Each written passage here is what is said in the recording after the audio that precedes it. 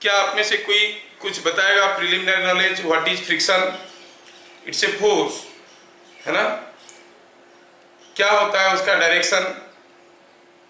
Can anyone tell any idea? Opposite to the moving body, direction of motion. मैं अगर ऐसे ऐसे चल रहा हूँ, फ्रिक्शनल फोर्स आगे की तरफ है कि पीछे की तरफ है? पीछे, आगे, पीछे, आगे, पीछे, ये सब कंफ्यूजन शुरू हो गया। तो ये सबसे पहला मिसकंसेप्शन है कि frictional force is opposite to motion of the body. It has nothing to do with the motion of the body. हम लोग आगे चल के देखेंगे, जब कोई बॉडी मूव कर रहा है, फ्रिक्शनल फोर्स हो सकता है कि जीरो है। जब कोई गाड़ी चल रहा है, या फिर मैं चल रहा हूं, या फिर कोई बॉल ऐसे रोल करते हुए फ्लोर पे जा रहा है, तो आप कहोगे there is no friction. Again frictional force ऐसे भी हो सकता है कि कोई बॉडी चल रहा है, उसके ऊपर आगे की तरफ है या फिर पीछे की तरफ है, या फिर ऐसा भी हो सकता है कि कोई बॉडी ऐसे जा रहा है, फ्रिक्शनल फोर्स परपेंडिकुलर डायरेक्शन में है। Frictional force is in a direction perpendicular to the direction of motion. When a car is taking a turn at a curved road, frictional force is neither in the forward direction nor in the backward direction. It is perpendicular to the velocity. तो ये सारा चीज आपको सीखना है। सीखना ही नहीं सीखना है ना? क्योंकि बड़े बड़े मिसकंसेप्शन लेके हम लोग बैठे हुए हैं, तो ये बड़ा कंफ्यूजिंग चैप्टर है थोड़ा। क्योंकि अब कंफ्यूजिंग इसलिए है क्योंकि थोड़ा थोड़ा मालूम है। जिस बोर्ड पे कुछ लिखा है तो उसको साफ करना पड़ता है, फिर लिखना पड़ता है। जिसमें कुछ नहीं लिखा है तो लिखने से जल्दी बन जाता है। इसलिए एक कोचिंग ट्यूटर ने अपने घर के सामने नोटिस लगाया था, जिनको कुछ नहीं मालूम है उनके लिए 100 रुपया पर मंथ, 100 रुपीज। जिनको थोड़ा थोड़ा मालूम है उनके लिए 200 रुपीज पर मंथ। क्यों बताओ?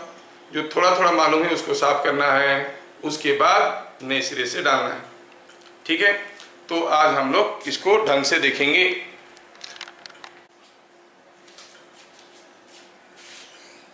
Whenever, point number 1, whenever there is a relative sliding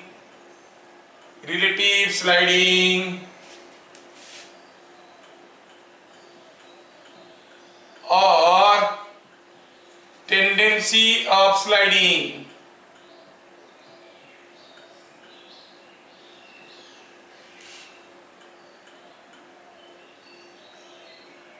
the opposition force developed is called friction. तो फ्रिक्शन क्या हुआ? Force.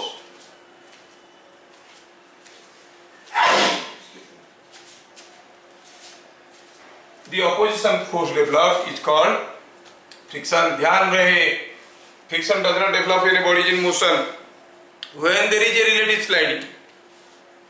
When there is a relative sliding और tendency of sliding, there will be a frictional force.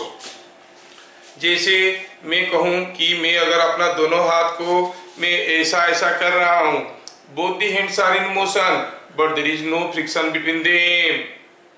However, जब मैं हाथ को ऐसे ऐसे करता हूं, the hands are moving relative to each other, और ऐसे करने में मुझे दिक्कत होता है, कोई मुझे रोकने की कोशिश कर रहा है, that is what is the frictional force.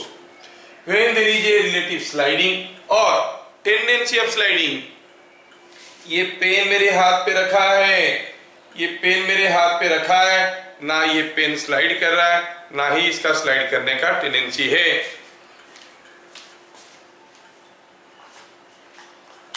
इससे बेहतर समझ में आएगा।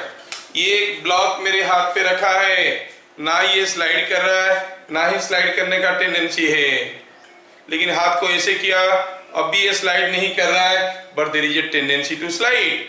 ऑब्वियसली इसको मौका मिला तो नीचे की तरफ फिसल जाएगा, थोड़ा तेल डाल देंगे नीचे की तरफ फिसल जाएगा, मतलब इसका स्लाइड करने का टेंडेंसी है।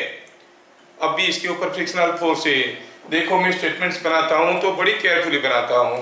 Whenever there is a relative sliding or tendency of sliding, the oppositional force developed is called friction। तो अभी ये बॉडी का नीचे की तरफ स्लाइड करने का टेंडेंसी है, तो इसको कोई रोक रखा है, कौन? फ्रिक्शनल फोर्स अपोज कर रहा है, मतलब इसको इधर स्लाइड करने का टेंडेंसी है तो फ्रिक्शनल फोर्स उल्टा डायरेक्शन में होगा, है ना। इसके ऊपर एक कंपोनेंट आ रहा है, अगर ये एंगल थीटा है, आप जानते हो the force pulling down is mg sin theta, और फ्रिक्शनल फोर्स इसको रोक के रखा है। mg sin थीटा को काउंटर करने के लिए फ्रिक्शनल फोर्स को कुछ ऐसा होना जरूरी है, उल्टा डायरेक्शन में, है कि नहीं। तो frictional force is in this direction, जो इसको रोक के रखा है। तो whenever there is a relative sliding or tendency of sliding, there is a frictional force available which opposes the relative sliding or tendency of sliding। Just मैं एक छोटा सा केस लेता हूं। सपोज हम कहेंगे कि यहाँ पे कोई एक आदमी है और इस आदमी ने कुछ ऐसे खड़ा है, the man is standing like this। दूसरे केस में सेम आदमी कुछ ऐसे खड़ा है,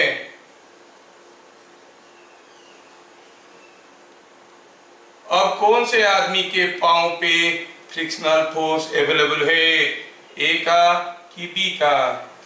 देखो तो ए तो चुपचाप खड़ा है, ये ना स्लाइड कर रहा है, ना स्लाइड करने की टेंडेंसी है, लेकिन इसके पांव के नीचे अगर थोड़ा सा ऑयल दे दोगे तो ये पांव इधर फिसल जाएगा, ये पांव इधर फिसल जाएगा, बेचारा धम करके गिरेगा, है ना।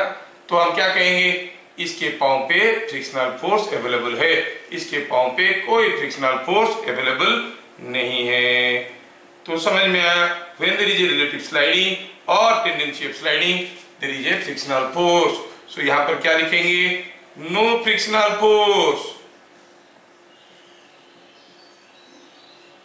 a foot, पांव पे कोई फ्रिक्शनल फोर्स नहीं है, यहाँ पर फ्रिक्शनल फोर्स एग्जिस्ट 8 फुट, पांव पे फ्रिक्शनल फोर्स आ रहा है। समझ में आया कैसे आता है ये frictional force in opposition to the relative sliding. हम पहले भी बोले हैं, जब भी हमारे सामने कोई फोर्स आएगा, उस फोर्स का क्या इफेक्ट होगा जानने के लिए हमें क्या करना पड़ेगा, फोर्स के बारे में 3 चीज जानना है, magnitude, direction and point of application. तो ये फ्रिक्शनल फोर्स कहां पे आता है?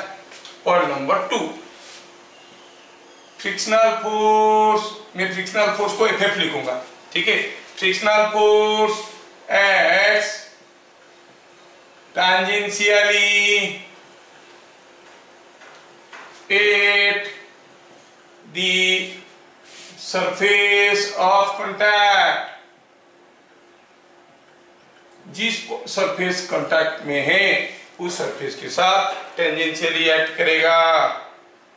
कहने का मतलब हुआ, अगर ये कोई एक बॉडी है, ये इधर स्लाइड कर रहा है, तो इस बॉडी का फ्री बॉडी डायग्राम में हमें फ्रिक्शनल फोर्स दिखाना पड़ेगा, और वो फ्रिक्शनल फोर्स का डायरेक्शन क्या होगा, ये इधर जा रहा है तो फ्रिक्शनल फोर्स ऐसे होगा। अब डायरेक्शन के बारे में मालूम नहीं है, डायरेक्शन हम लोग पता कर लेंगे थोड़ी देर में, लेकिन जान लो कि frictional force will be tangential to the surface. जो सरफेस स्लाइड कर रहा है, it is opposite to the sliding tendency और sliding acts tangentially to the surface. ये फ्रिक्शनल फोर्स इसके ऊपर जो आया तो ये हो गया फोर्स, तो ये हो गया ऑब्जेक्ट जिसके ऊपर फोर्स आया। एजेंट कौन है? Who gives the force? Who gives this frictional force? That is the other surface in contact, ठीक है। The frictional force acts tangentially at the surface of contact. Frictional force on the body और frictional force on one surface is due to the other surface in contact, other surface in contact। एक surface के ऊपर frictional force कौन दिया? जो दूसरा surface contact में है। और कैसे दिया? Opposite to the relative sliding और टेंडेंसी ऑफ स्लाइडिंग। एक्सक्यूज मी।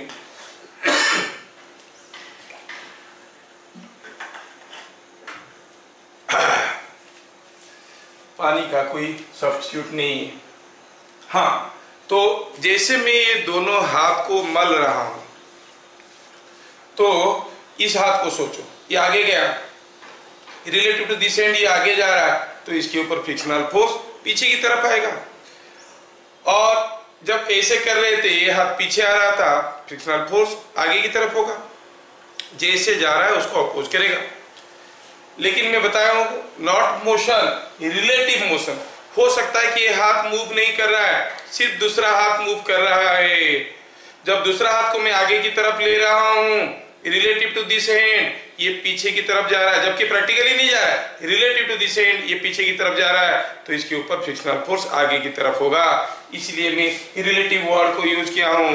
ध्यान रखना, it is always because of relative sliding. ठीक है, तो for sliding between two bodies,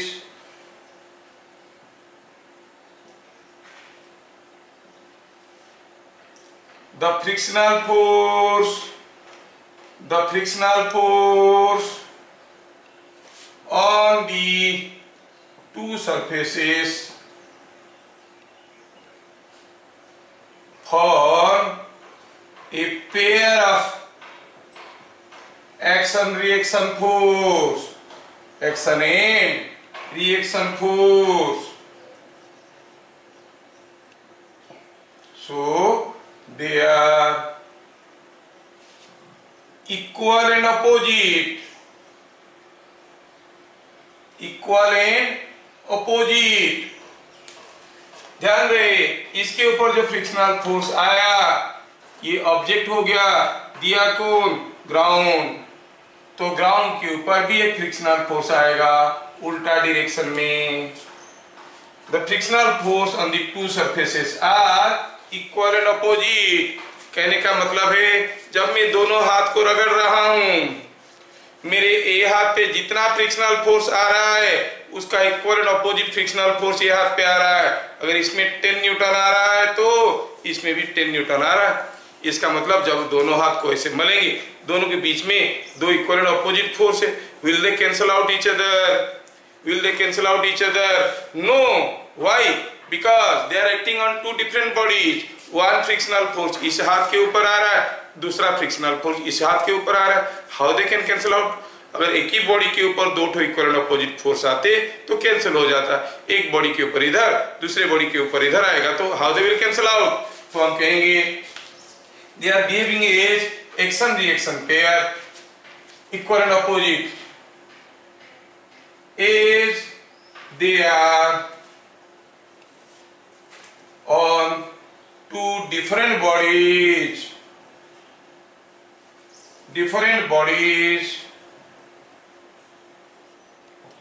they do not cancel out each other, or they do not cancel। तो ये क्या पता चला? क्योंकि अलग अलग बॉडी के ऊपर आते हैं, इक्वल एंड ऑपोजिट होने के बावजूद एक दूसरे को कैंसल नहीं करते हैं, है ना। जब भी दो बॉडी के बीच में रिलेटिव स्लाइडिंग होता है, उनके बीच में फ्रिक्शनल फोर्स डेवलप होता है, और वो फ्रिक्शनल फोर्स टेंजेंशियली एक्ट करता है ऑन द सरफेसेस। एक सरफेस दूसरा सरफेस के लिए एजेंट जैसे बिहेव करता है, तो these two forces behave as action reaction pairs. They do not cancel out because they are acting on two different bodies. अगर आपको ये चीज समझ में आया, थोड़ा ये फिगर को देखिए और बताइए कि कैसा होगा डायरेक्शन ऑफ फ्रिक्शनल फोर्स। मैं आपको कुछ एक केस दे रहा हूं। ये ऐसा है, ये कोई एक ब्लॉक रखा है, मैं जानबूझ के थोड़ा सा गैप क्रिएट कर रहा हूं ताकि आप आसानी से इमेजिन कर पाओगे। ये एक दूसरा ब्लॉक रखा है, ये फ्लोर है, ये वॉल है, वैसे they are all in contact with each other. मैं गैप रखा हूं ताकि मैं फ्रिक्शनल फोर्स दिखा पाऊं। अब मैं क्या करता हूं, यहाँ पे एक बड़ा तगड़ा फोर्स यहाँ पे अप्लाई करता हूँ, इतना जोर से अप्लाई करता हूँ कि ये जो वेज है वो अंदर की तरफ सरकने लगेगा। Now this block the wedge is going in. अब मुझे देखना है what is the frictional force. Now relative to ground this surface is going in, तो इसके ऊपर फ्रिक्शनल फोर्स ऐसे आएगा। चलो इसको कहते हैं F1। But the frictional force on the two surfaces are equal and opposite. On the floor, frictional force ऐसे आएगा, equal and opposite, इसके ऊपर आएगा F1 in this direction. Similarly, this point, with respect to the other point, ये अंदर की तरफ जा रहा है, tangentially frictional force आएगा F2, और ऊपर वाले के ऊपर एक फोर्स आएगा F2 like this. सोचो ये अगर रबर का होता है, इसको प्रेस करते बिकॉज ऑफ दिस फोर्स ये कुछ डिफॉर्म हो गया होता। अच्छी सॉरी। सो हियर अगर आप लोगों को समझ में आ गया तो क्या आप लोग बोल सकते हो on the wall what will be the direction of frictional force? What will be the direction of frictional force on the wall? upward or downward?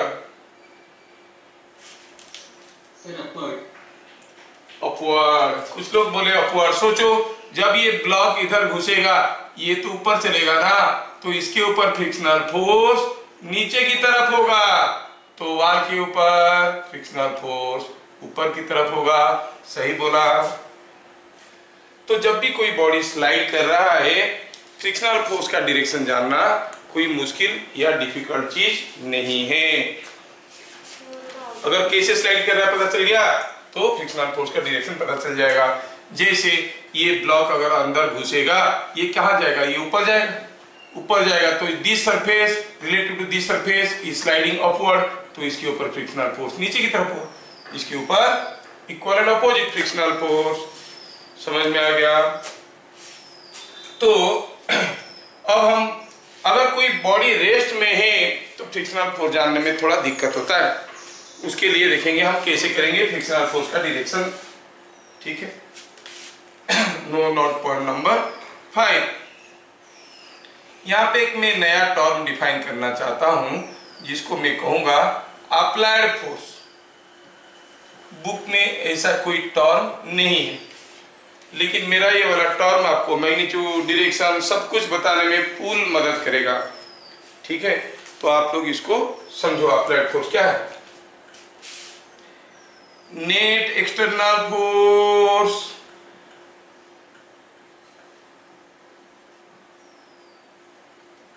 Acting on a body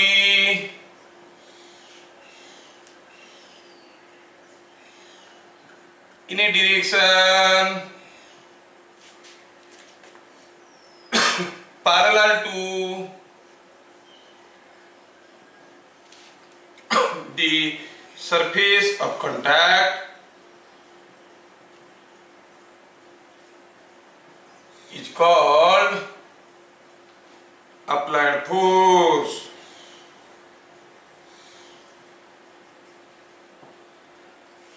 क्या फायदा जान के फायदा ये है कि for a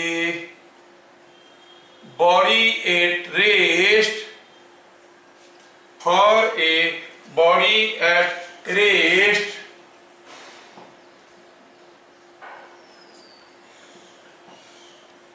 frictional force is opposite to applied force। तो यहां से हमें फ्रिक्शनल फोर्स का डायरेक्शन का मदद मिलेगा। नॉट ओनली डायरेक्शन, आगे चल के देखोगे मैं मैग्नीट्यूड भी उसी से निकालूंगा। तो पहले अप्लाइड फोर्स को समझ ले। अप्लाइड फोर्स को समझ ले। क्या है applied force? The net external force acting on a body in a direction parallel to the surface of contact. Well, मैं यहाँ पे ढेर सारा एग्जाम्पल लेना चाहता हूं क्योंकि यही सब एग्जाम्पल आगे आपके सामने न्यूमेरिकल बन के आ जाएंगे। सपोज हम कहेंगे here is a 10 kg mass and here is a force से of 12 newton acting at an angle 60 degree. हमें मालूम करना है कि यहां पर फ्रिक्शनल फोर्स का डायरेक्शन क्या होगा। तो पहले लिखेंगे अप्लाइड फोर्स कितना है। The external force parallel to the surface of contact. What are the different forces? इसका वेट है, इसका नॉर्मल रिएक्शन है, but they are not parallel to surface of contact. Parallel to surface of contact is the component of this force. क्या है? It is 12 cos 60, that is 6 Newton, and that is in this direction. इसका मतलब on this body जो frictional force आएगा उसका direction क्या होगा? Applied force का उल्टा ऐसा होगा। फ्रिक्शनल फोर्स अगर मैं कहूं यहां पर कोई एक ब्लॉक है, इसको किसी एक वाल के साथ आप प्रेस करके पकड़ के रखे हो, you applied a force of 100 newton to hold this block of 4 kg। अब मैं जानना चाहता हूं ये वाल के साथ कांटेक्ट में है। ये अगर वाल के साथ कांटेक्ट में है तो हम क्या कहेंगे? What is applied force? पहले देखिए तो इसके ऊपर क्या क्या फोर्स आ रहा है। The different forces acting are ये वेट जो आप 4G कहोगे, here is a reaction force, net external force parallel to the surface of contact. आप फोर्स लगा के दबा के रखे हो इसको वाल पे, लेकिन पैरेलल टू द सरफेस क्या फोर्स आ रहा है? 4G। तो आप कहोगे अप्लाइड फोर्स इज 4G और वो कैसा है? डाउनवर्ड है। जैसे पता चल गया अप्लाइड फोर्स डाउनवर्ड हुआ, frictional force on the block is like this. ये आपको समझ में आना जरूरी है। बस आपके पास ये कला होना चाहिए कि अप्लाइड फोर्स कितना है निकाल दो। अप्लाइड फोर्स निकल गया तो फिर आगे चल के देखोगे मैग्नीट्यूड, डायरेक्शन सब फटाफट निकल जाएंगे। चलिए मैं आपको तीसरा केस देता हूं।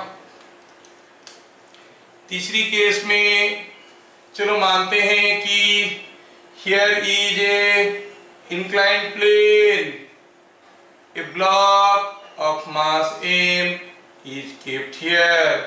I want to know the applied force. You see, the weight of the block can be resolved into number of components like this, and there is a normal reaction. और आपको मालूम है कि this force is mg sin theta. ये force हो गया mg cos theta. Now I want to know the applied force. The force that is parallel to the surface of contact क्या है? mg sin theta, जो कि ऐसा है। तो इसके ऊपर फ्रिक्शनल फोर्स किस डायरेक्शन में होगा? Opposite to applied force. ये हो गया फ्रिक्शनल फोर्स का डायरेक्शन। हर केस में आपको फ्रिक्शनल फोर्स निकालना आना चाहिए। Suppose I want to give you another case. Suppose हम कहेंगे ये कोई एक टेबल है और इस टेबल पे कोई एक चेन रखा है। चेन का मास m है, लेंथ l है। ये चेन है जिसका मास m, लेंथ l। झूलता हुआ पार्ट है l/3। ठीक है, पूरा चेन का मास m है, लेंथ l है। जो हैंगिंग पार्ट है उसका लेंथ है l/3। I want to know the applied force. Applied force means the force parallel to surface of contact. ये सरफेस में कांटेक्ट में है, इसको पैरेलल होके क्या फोर्स आ रहा है? What force is coming parallel to this? That is the pulling force. क्या इतना जोर से खींच रहा है? ये हैंगिंग वेट जो झूल रहा है वही तो खींच रहा है। So applied force is weight of hanging mass, hanging part, और पूरा मास अगर m है, लेंथ l है, l/3 का मास होगा m/3 और उसका वेट क्या होगा into g। So applied force is mg/3। Once you see the applied force which is in this direction, इधर को खींच रहा है, तो frictional force must be opposite to the sliding motion, I mean opposite to the applied force. तो कोई भी case में आप पता कर सकते हो what is the direction of frictional force. अगर कोई बॉडी रेस्ट में है, आप कैसे कैसे करके पता कर लो उसके ऊपर अप्लाइड फोर्स क्या है। अगर डायरेक्शन जानना है तो अप्लाइड फोर्स का मैग्नीट्यूड नहीं जानना है, खाली डायरेक्शन देखना है। जैसे और एक एग्जांपल लेते हैं। यहाँ पर कोई पहलवान आदमी क्या कर रहा है, वो किसी एक वॉल को या फिर बड़े वाला कोई एक ब्लॉक को ढकेल रहा है। ये आदमी ये बड़ा वाला ब्लॉक को ढकेल रहा है। आदमी का फ्री बॉडी डायग्राम करते हैं। आदमी का फ्री बॉडी डायग्राम करेंगे तो देखेंगे कि आदमी के ऊपर एक फोर्स, ये इसके ऊपर एक फोर्स दे रहा है, तो ये इसके ऊपर एक फोर्स दे रहा है ना। ये जब इसको पुश कर रहा है, आदमी का फ्री बॉडी डायग्राम में इसके ऊपर एक फोर्स आएगा और इसके ऊपर भी एक फोर्स आएगा। ये किसका फ्री बॉडी डायग्राम में, ब्लॉक का फ्री बॉडी डायग्राम करेंगे तो ब्लॉक के ऊपर आदमी का फोर्स आएगा and that will be towards right. आदमी के ऊपर टुवर्ड्स लेफ्ट फोर्स आएगा। तो आप क्या कहोगे, आदमी के पांव पे फ्रिक्शनल फोर्स किधर को है, वो पुश कर रहा है, तो फोर्स भी तो पा रहा है। What is the external force parallel to this surface of contact? The force, reaction force of the block, मतलब फ्रिक्शनल फोर्स ऐसे होगा, इसके ऊपर फ्रिक्शनल फोर्स ऐसे होगा, क्योंकि इसके ऊपर अप्लाइड फोर्स इस डायरेक्शन में, इसके ऊपर अप्लाइड फोर्स इस डायरेक्शन में, तो दोनों के ऊपर फ्रिक्शनल फोर्स का डायरेक्शन ऐसे हो गया। समझ में आया? तो कोई भी केस में फ्रिक्शनल फोर्स का डायरेक्शन जानना अगर कोई बॉडी रेस्ट में आसानी से हो सकता है, अगर हम उसके ऊपर क्या अप्लाइड फोर्स आता है पता कर लेते हैं तो।